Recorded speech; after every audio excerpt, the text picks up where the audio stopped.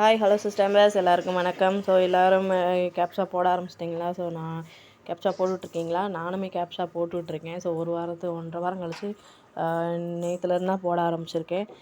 So போடலாட்டி அது வேறு பயமுறுத்துறாங்க. So பணம் வராது அப்படி இப்படின்ற மாதிரிலாம் சொல்கிறாங்க. ஸோ நான் அதுக்காண்டி பயந்துக்கிட்டுலாம் போடலை. ஸோ எனக்கு வேலை ஜாஸ்தினால போடாமல் இருந்தேன். இப்போ ஆட்டோமேட்டிக்காக நான் போட ஆரம்பிச்சிட்டேன். கடைக்கும் கிளம்ப ஆரம்பிச்சிட்டேன். ஸோ எல்லா வேலையும் பார்த்துட்டு தான் அந்த இதையும் கேப்ஷா போட ஆரம்பிச்சிருக்கேன். ஸோ எல்லோரும் ஏதோ ஒரு குழப்பத்தில் ஏதோ ஒரு பிரச்சனையில் தான் இருந்துக்கிட்டு இருக்கோம்னு நினைக்கிறேன். கண்டிப்பாக இது தீரணும். எம்டி சார் சீக்கிரம் வெளியே வரணும். எம்டி சாருக்கு ஏதோ அடுத்த ஹியரிங் எப்போன்னு தெரியல. எனக்கு எப்போ பெயில் போட்டிருக்காங்கன்னு தெரியல. ஏதோ வாட்ஸ்அப்பில் அனுப்புனாங்க. ஆனால் அது எனக்கு என்ன டீட்டெயில்னால் எனக்கு தெரியாது, புரியவும் புரியாது. ஸோ அதை புரிஞ்சுக்கவும் நான் எக்ஸ்பெக்ட் பண்ணல. ஏன்னா திருப்பி ஏமாற்றம் கிடச்சா நம்ம ரொம்ப ஒரு மாதிரி மனசு வெக்ஸ் ஆயிரும். அதனால் எப்போ நம்மளுக்கு குட் நியூஸ் வருதோ அப்போ வந்தால் போதும். நிறையா பேர் குட் நியூஸ்ன்னு சொல்லிட்டு போட்டிருக்காங்க யூடியூப் சேனலில். ஸோ ஆனால் எப்போ வராருன்றதை சொல்லலை. அடுத்த பெயில் போட்டிருக்காங்க அப்படின்ற மாதிரி சொன்னால் சீக்கிரம் வெளியே வந்துடுவாருன்னு சொல்லியிருக்காங்க. ஸோ எல்லாருக்குமே அந்த நம்பிக்கை இருக்குது.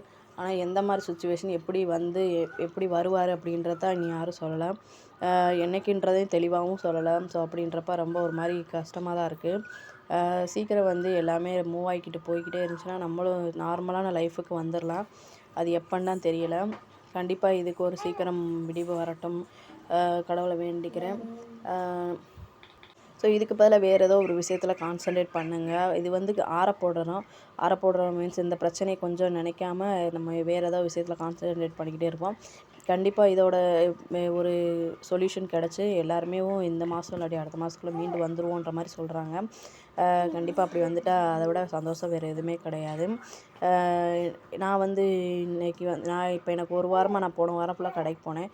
வெறும் ஒரு வாரத்துக்கு ஃபுல்லாக திங்கள்லேருந்து ஞாயிறு வரைக்கும் பார்த்தீங்கன்னா வெறும் 1500 தான் போயிருக்கு. 200 100 ரொம்ப கஷ்டம்தான். ஸோ கடையிலேயே சேல்ஸு கம்மியாயிடுச்சு. கடையை திறக்காதனால ஒரு வேளை ரொம்ப கஷ்டமாயிடுச்சு. எப்படி சமாளிக்க போகிறேன்னு தெரில. ஸோ கண்டிப்பாக இந்த நிலமை மாறும்னு நம்புகிறேன். இது எல்லாமே